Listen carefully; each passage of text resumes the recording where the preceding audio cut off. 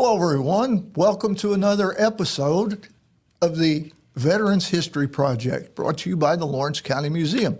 I'm Brad Bough, Lawrence County Veterans Service Officer, and with me is co-host Lee Hutchinson, World War II bomber crew member. Lee, welcome again. Thank you very much. Glad to be here and talk to Mr. Johnson. Our special guest today is Vietnam veteran Ted Johnson. He's a member of the Lawrence County Vietnam Veterans Group, and we're always happy to have veterans from our local community joining us. Welcome, Ted. Thank you. Glad to be here. Ted, where did your military service start? Were you a volunteer? Did you get drafted? Well, in '66, I had taken my physical for the draft, and I thought to myself, I got to get a handle on this, so I joined then, and from there, it was in February, went on in '66, did my basic in Fort Benning, Georgia, and then from there to AIT in Fort Leonard Wood, Missouri. From there to Vietnam. And a couple of, do you want me to continue? Sure, go ahead. That's what we're here for. Okay. First stop was Fan Rang Air Base. And at that time in '66, you couldn't, from Cameron Bay, you had to use catch 130s in and convoy to Fan Rang. And in Fan Rang, it was construction engineers. And my MOS was a crane shovel operator. So did a lot of lifting and things like that. But we built things.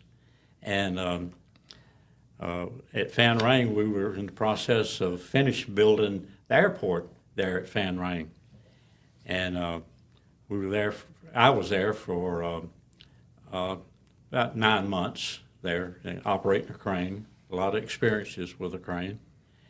And from there, we rode down with cranes, dozers, dump trucks, and all the construction equipment that's used, loaded up on 3 LSTs there in Fan Rang and went down to the coast.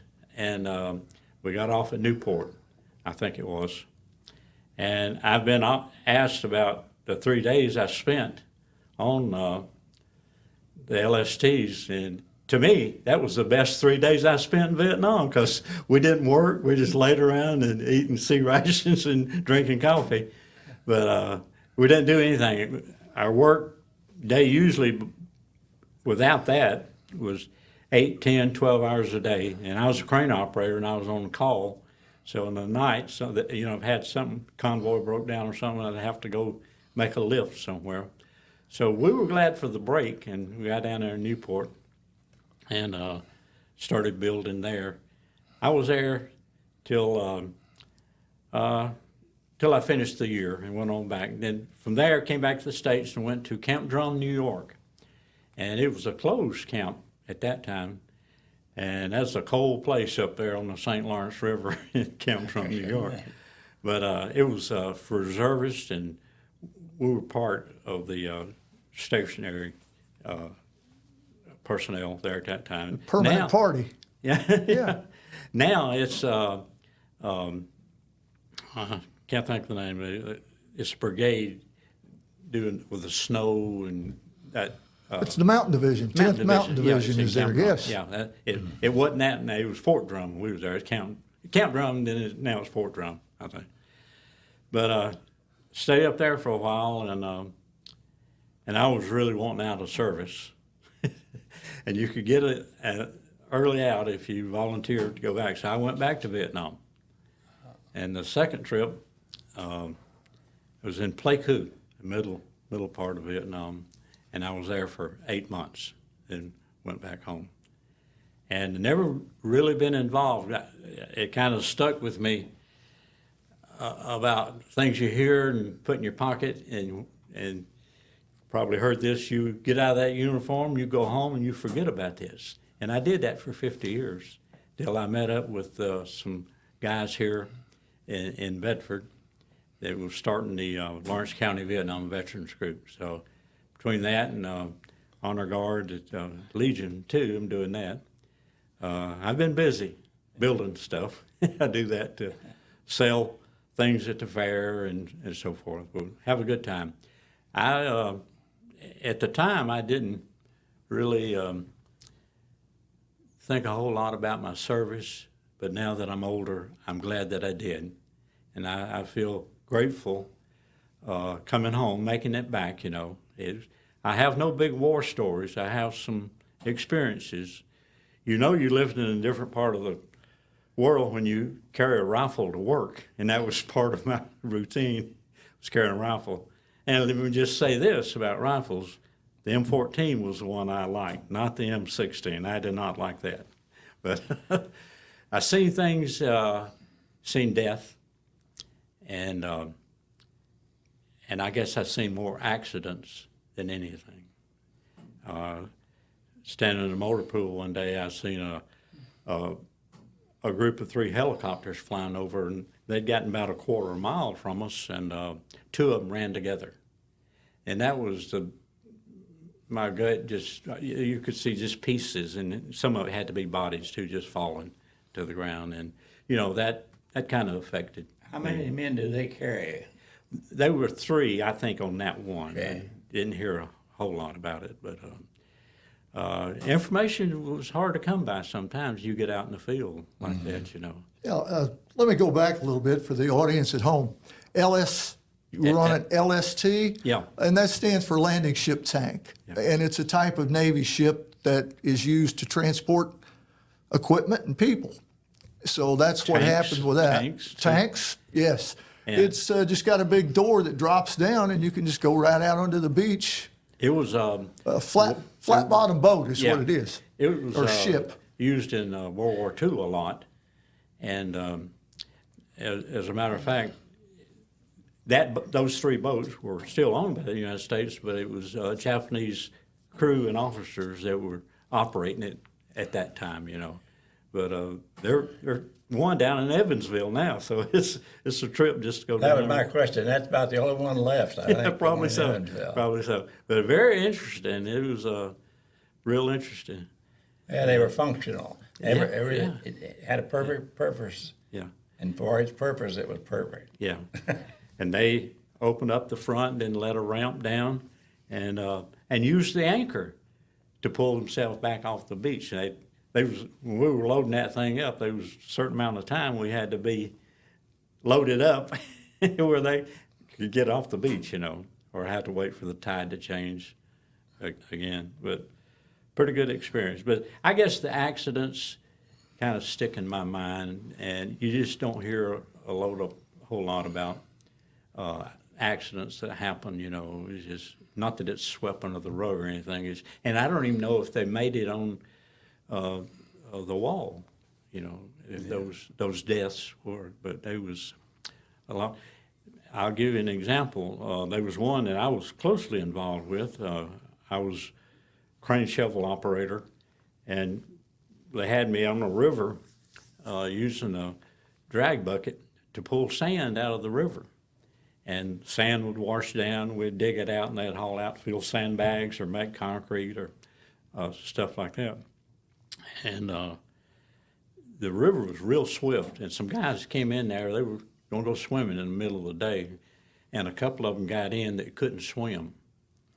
And that current apparently was holding them down. One got out and notified us that guy was jumping in there and trying to get them. But I always remember that guy dead that drowned laying on the beach, and I noticed he had a ring on his finger. So it was just an accident, And things like that happen, and those things stick with you, And Vietnam was an experience for me. I'm very grateful, and I was not a Christian at that time. That was 5 years later. So thankful that God allowed me to go through that. And That'll make a Christian for you. It does, Very yeah. fast. I'm backing up to basic training. How long did it take them to get you overseas?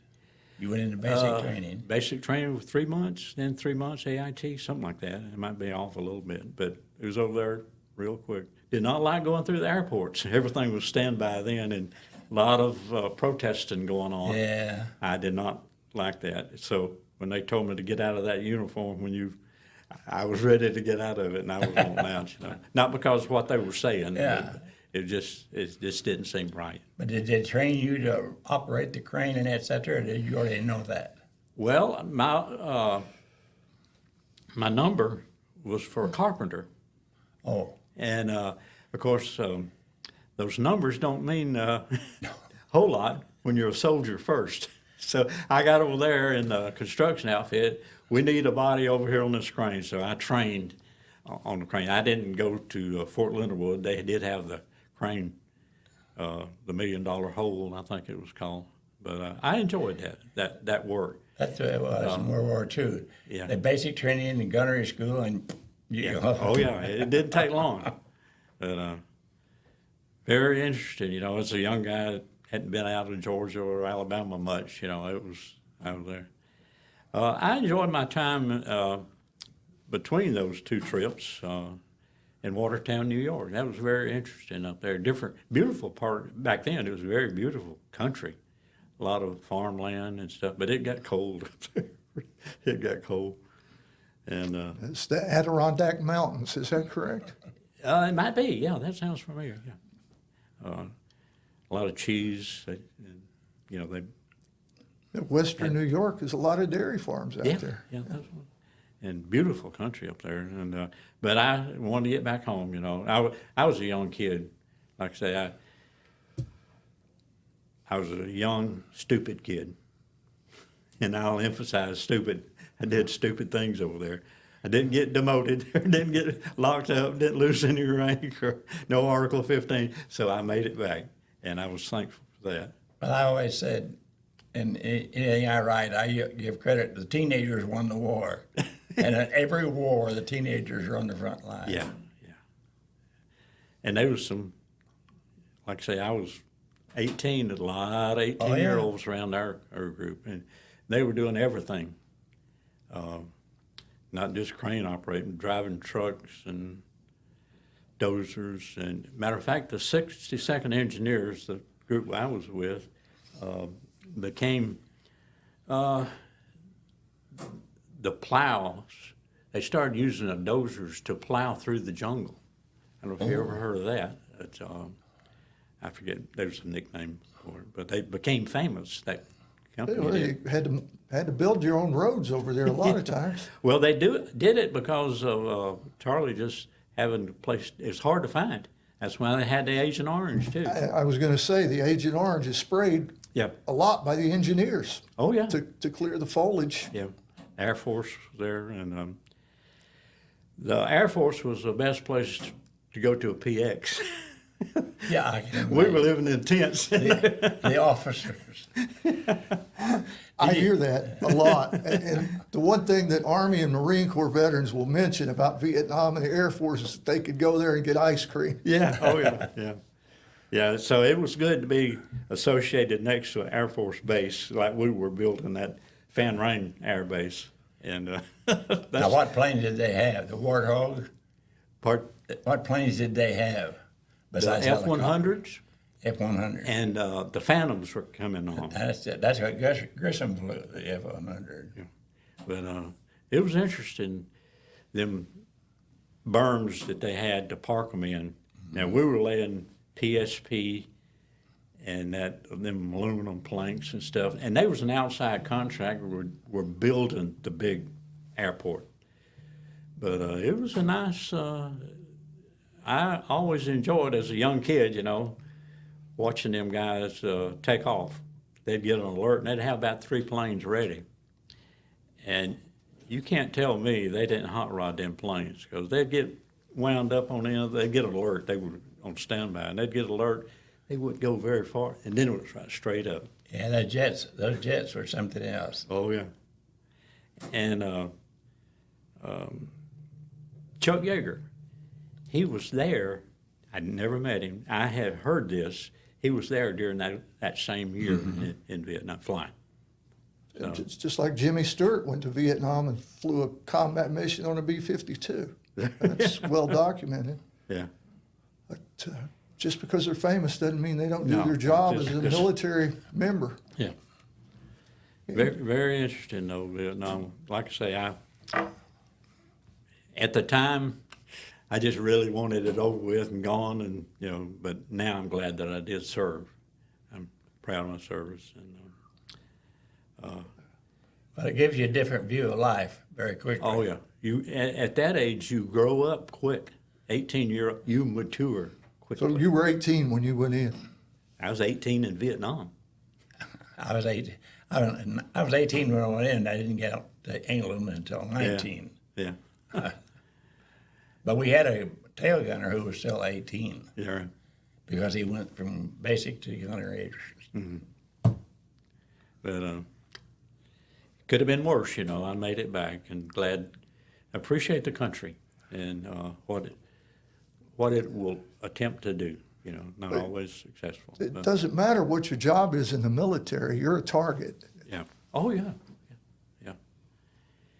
Yeah. I've gotten some close situations and stuff, which, like I say, I don't have any war stories as such, but. But you did 2 tours in Vietnam. That in and of and by itself says a lot, because you went back the second time after having experienced the first time. Yeah, like I say, you've seen things, wrecks and accidents, and it's weird. And I think there's some Vietnam veterans, because they weren't on of course, there's no such thing as the front lines. Mm-hmm. You did not trust kids. No. At all. And I think some veterans, this is my opinion, are not as thankful or receptive of their service as those that were on the front. Like, it was different. But I guarantee it takes a lot of people to process something like that. Oh, yeah. Food, ammo, logistics, the whole 9 yards. And It doesn't matter what your job is, you're part of the team. Yeah. And you're right, whether it's a clerk or a cook Yeah. or a frontline infantryman, you've all got a job to do to make the team succeed. the MOS is what I was thinking about while we were Yeah, getting. MOS, sure. But, And you mentioned Fort Leonard Wood 70 years ago, literally 70 years ago. My father went to Fort Leonard Wood maybe a little bit earlier than that, but anyway, back in the 1950s, early to mid 1950s, Fort Leonard Wood was still where the combat engineers went. Yeah. And that's what my father did. He was a that right? combat engineer, and he got sent to Korea. yeah, yeah. Yeah, Fort Leonard Wood got in a little trouble out there, but that's a long story, and I don't want to talk about it. But, no, I was off in St. Louis. Was that before Interstate 70 was built? So I got no use going through St. Louis now. It's I was only glad about- to get out of there. It's only about a 3-hour trip to St. Louis across Missouri Yeah. now because of I-70. But if you had to go through those curvy roads like we had to go through when I was younger to get from here to Indianapolis, 37 was just terrible. I was glad to hear recently about them changing the name. Moore's, is it Moore or? Well, it was Fort Benning, then they changed it to Fort Moore, now they're changing it back to Fort yeah. Benning. Yeah, that's Fort Benning, Harmony Church for me. So that's a lot of experiences there too. You learn quickly there, and they were serious about training. Fort Bragg they just renamed Fort Bragg again. They did. I mean, they were trying to redo history for some unknown reason. Like George Washington, did they want to take him off the dollar bill? Yeah. No. That's silly. I mean, where does it end? They can call it anything they want to, but to me, it's always going to be Fort Benning. And when I do VA paperwork, whatever it says on that discharge paper is what I put down on that VA form. Yeah. If it was Fort Benning when you got out, it was Fort Benning. If you were at Fort Drum, Yeah. wherever, that's what goes down as the place of separation. Yeah. But I ended up here in Bedford, Indiana. It's a long way from Georgia. Well, how'd you wind up in Bedford? Just curious. I worked for General Motors Okay. and transferred. They closed that plant down there. So Oh, I worked for a steel company as a millwright in a steel company in Atlanta for 16 years. Then I went to General Motors, and after about 4 years, they closed that. And then I came up here to Bedford. And family and I, kids grew up here, most of them, and we really liked this. Well, people from near where you were at in the military wound up transferring to Bedford too when they closed down the plant in New York. Yeah. Yeah, I was scheduled to go to Baltimore, Maryland before this came open, the job came open up here. And I'm glad that didn't happen. Yeah. I think it's closed. That's But anyway, we like it up here. This cold weather we've been having recently, I do not like. I can't get over it. I guess it's my age. The feet get cold and stuff like that. But I kind of miss that Georgia, Alabama weather and that warm weather. I don't think Vietnam weather to me wasn't that different. It was different. You know, they had the monsoons and the real hot stuff. It didn't bother me. Watertown, New York bothered me, the weather. I was not used to it. Well, that was a hard change going from 90, 100-degree Yeah. heavy humidity to Yeah. a mountainous region with lots of snow and cold. Yeah. Yeah, it would rain in Vietnam, and of course, being a crane operator, I've uprighted a number of vehicles that slid off in ditches and stuff like that, and had a lot of experiences and stuff like that. Well, another job you were telling me about, you absolutely saved lives with it, the filling of the sandbags. Yeah. People may kind of look at that with a jaded view, but in Vietnam, that was absolutely Yeah. needed Yeah.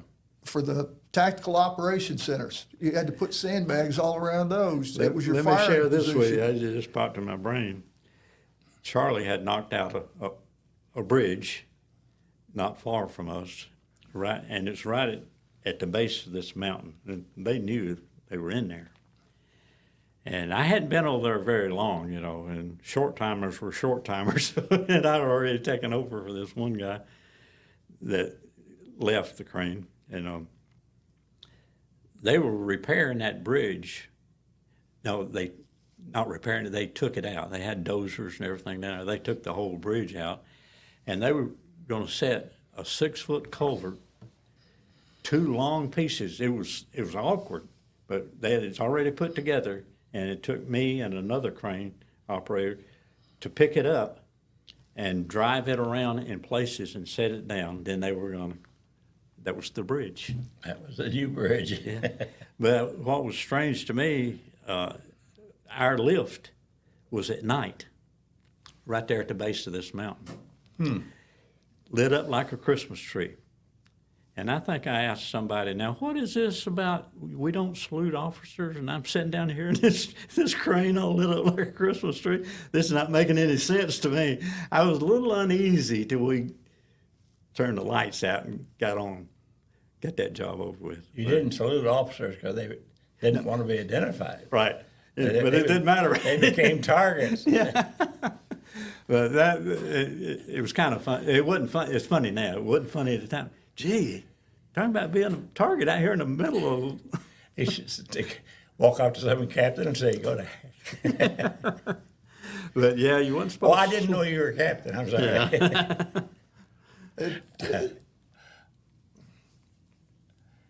It would not have been tactically good for the enemy to try to fire on anybody at night like that, because I can guarantee you the Air Force Oh, yeah. had control of the skies, and when you pull that trigger, they're going to spot that flash. And you might as well forget it. The Air Force controlled the night. Yeah. They still do. Yeah. They were over at Fan Rang. We would camp right there next to the runways, you know, and it was interesting to watch them and seeing a number of napalm bombs go off. And They might send a small team to try to infiltrate, but any mass movement, yeah. not going to work, not going to turn out good for the enemy. Yeah. Yeah, I had no idea what their intentions were. It's probably to leave us alone, but they got that road open though. Yeah. Yeah. Caisson's a good example of that. Look how long we maintained Caisson just by supporting from the air. Did you stay on the base most of the time, or did you visit any of the Vietnam towns? Yes. I visited the towns for different reasons, you know. But I did TDY work a lot with the crane. They'd send me someplace, you know, different, and gotten some There's types one of- fellow we saw that we interviewed years ago that went into town and he saw the terrorists blow up a bus load of kids. And he told, we interviewed him in the last section. Matter of fact, coming through, when we unloaded from the LST, coming through Saigon, it wasn't through the middle of the town, but I drove this 20-ton crane, drove the crane through there, and guys would have to lift the power lines over the crane as I drove through the town. So I drove a crane in Saigon. I thought that was interesting later. It wasn't at the time. Better be glad they lifted the power lines. Oh, yeah, yeah. Yeah, I'd went through that and busted a bunch of them. They probably didn't want them knocked down. I'd be more worried about you getting electrocuted sitting in that steel contraption if the power line hit it. Well, I was setting one of them monsoons came up one time, and big heavy. It's crazy the way it rained. Just crane ditches fill up. 2 days later, it's all gone. Is that right? But there was one time it started raining heavy, and I was making a lift, and I got off of it, and I was sitting on the ground over the counterweight in the back of the crane, and lightning hit the boom. Oh. That was a nice,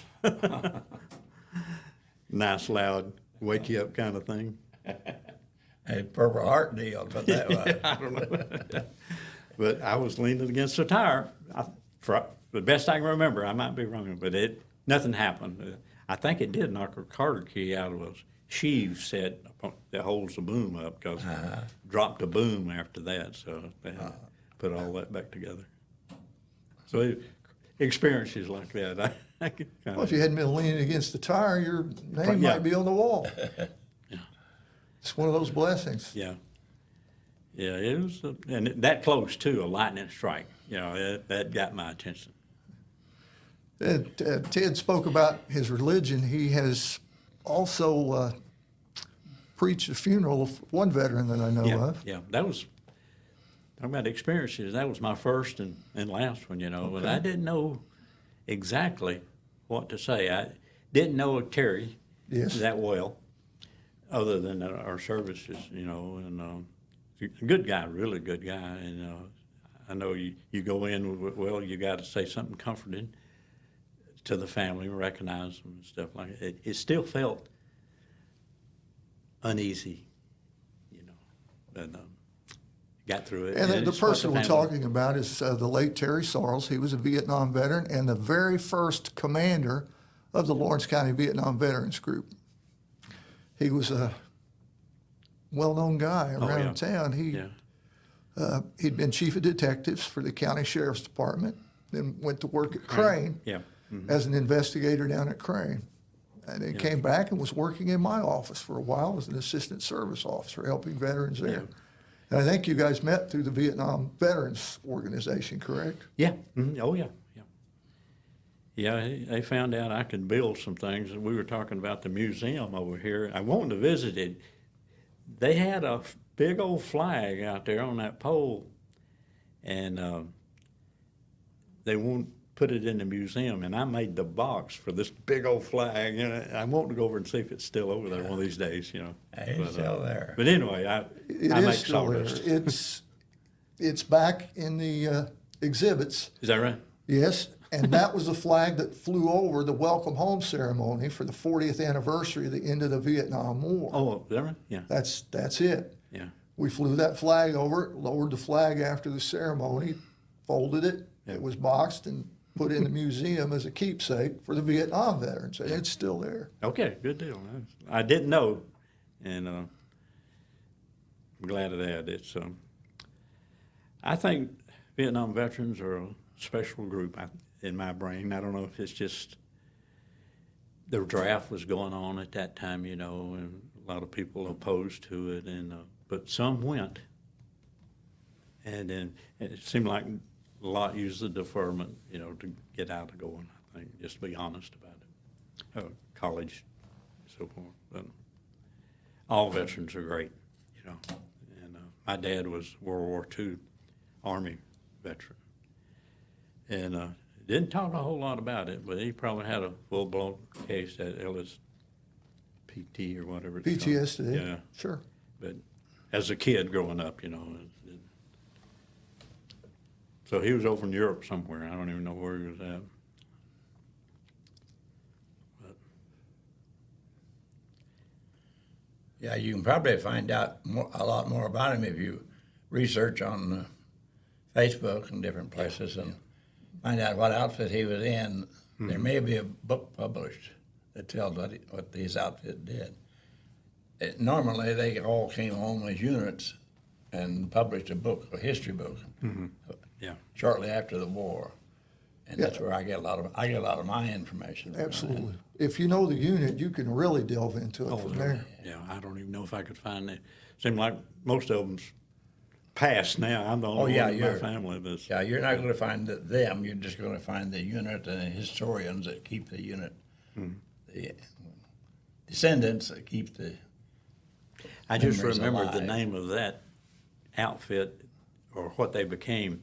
You ever heard of the Roman plows in Vietnam? The 62nd became that, and they.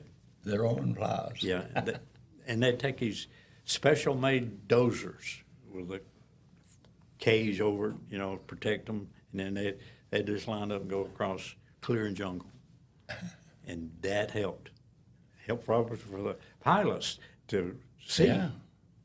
Well, you had to clear the whole area and fence it in. Yeah. To have a safe place.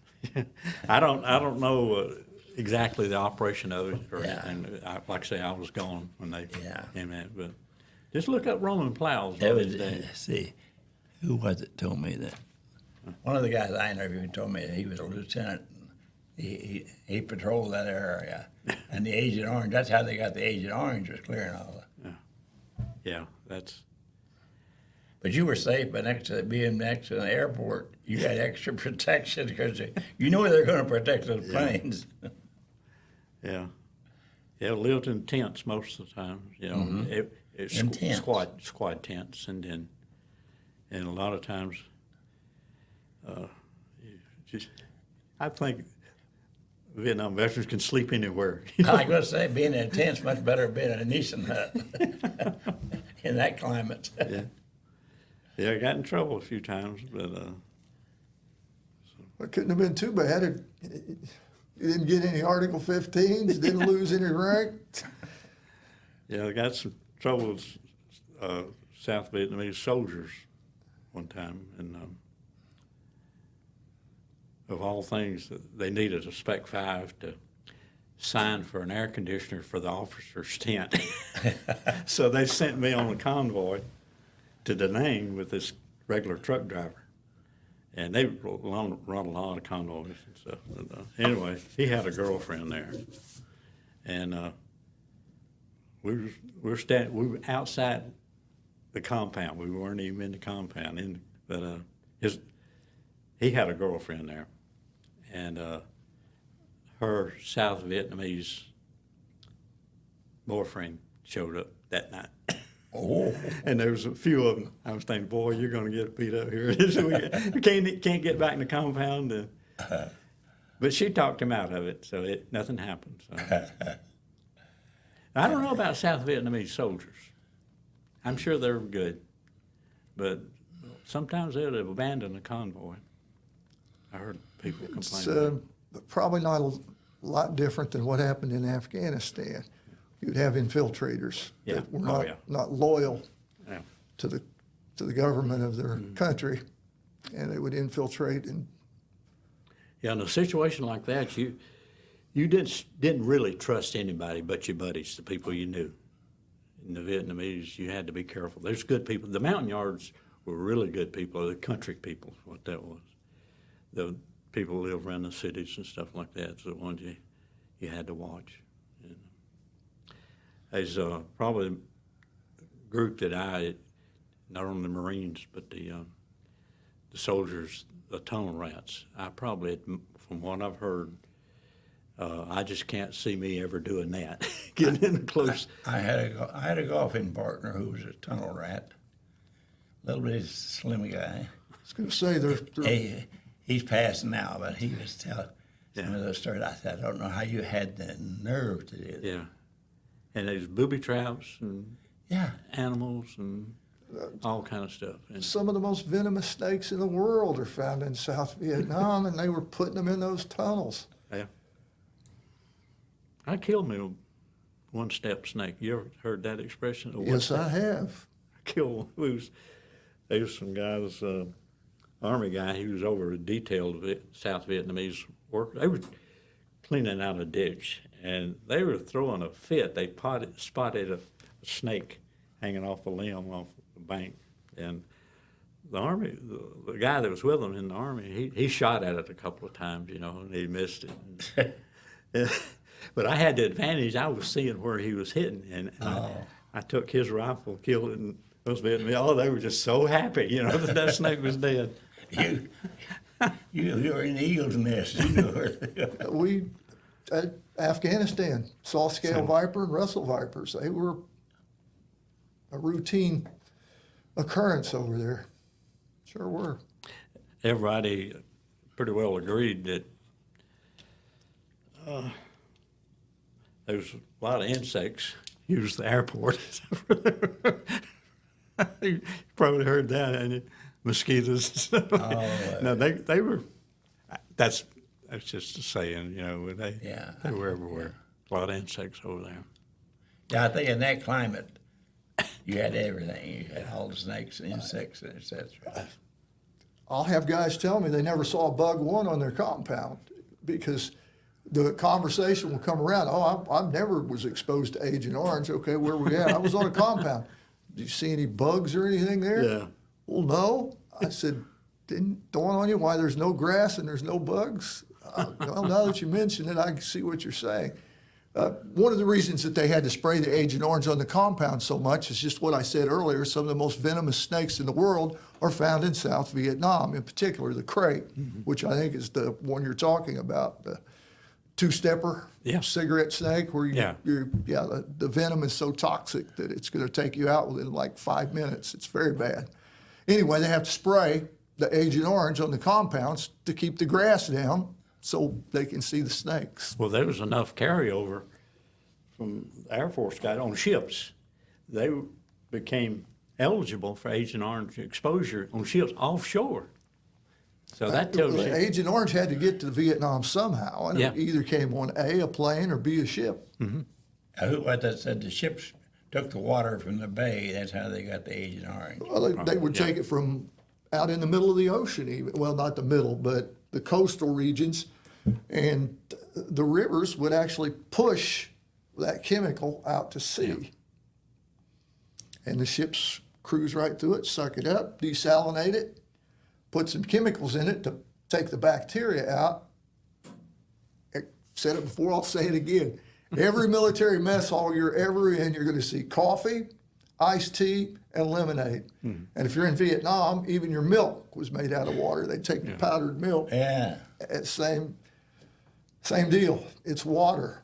So that was another argument I would get. Well, I was never around it. Well, did you drink? Well, yeah, I drank the coffee. I drank the tea. Yeah, it's in the water. Yeah, it's one thing I can't ever remember doing other than drinks, would buy from Vietnamese. And some of the guys would go into the towns and eat. And they was telling us, you don't do that, There was a reason. I never did, best I remember. But, no, I think that would be a mistake, big mistake. yeah. There was an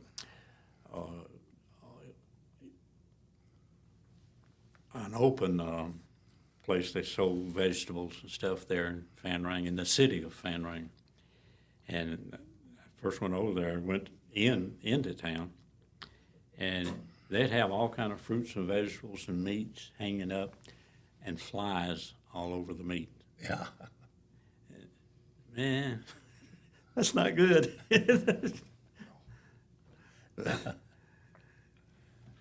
No, and raw sewage running alongside Oh, yeah. the road, which, did you have to take any type of medication for malaria? You know, we took pills for Yes. Yeah. malaria pills, yeah. And had to burn.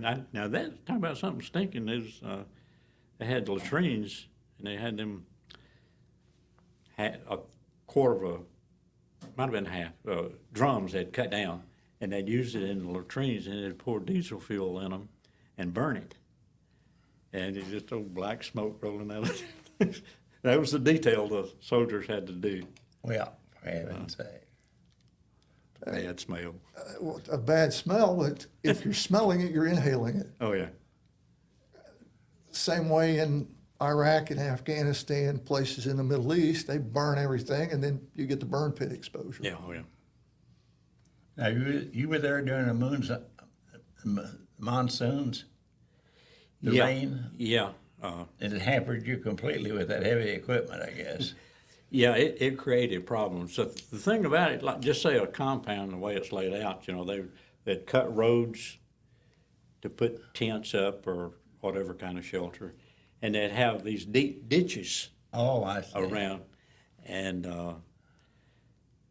when it rained, they had to do that to get the They water. had to do that to get it out. Get the water, but it created another problem of sliding off in them, of mud roads. You slide off on that stuff, and belly pans had to pick them things up, old tractors. Oh, yeah, I could see it. Fighting in the jungle would be a different war. And you can only hope that your ammunition and ordnance is not affected Yeah, by that water. yeah. They got alert one night, and they had ditches, you know, where a tent was. The concertina wires on the other side of the ditches, and I didn't make it one night, and I didn't know it till if I'd had shot that rifle with the M14. If I'd had to shot that rifle, apparently I had stuck it in the mud, and went crossing that ditch, one of them ditches. Oh. So I'm glad I didn't shoot that dude that night. It was packed full of mud. So you had to jump the ditch, you know. And And when you're young, you don't think about it, you just do it. yeah, you're going. Yeah. That M14, that barrel was long enough that, yeah, it could easily. Now that was in Playcoo, and from it's called Engineer Hill. They would send mortar out. You know, you go in there new. You think about it, but and the guys will tell you, no, it's okay.